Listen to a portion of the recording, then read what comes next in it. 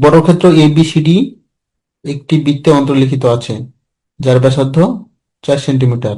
বর্গক্ষেত্রের ক্ষেত্রফল কত? তাহলে বৃত্তের ভিতরে একটা বর্গ আছে, তাহলে একটা বৃত্ত আঁকি আগে।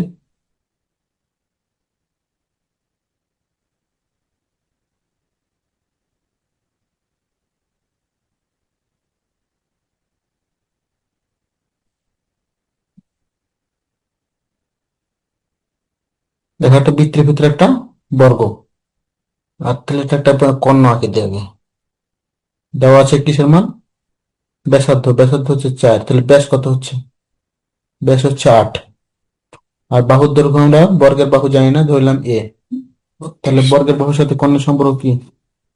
√2a। √2a সমান 8, বা a সমান 8/√2। তাহলে বর্গের ক্ষেত্রফল কি? a square. তাহলে 8/√2 স্কয়ার, তাহলে 64/2। 32 অ্যান্সার।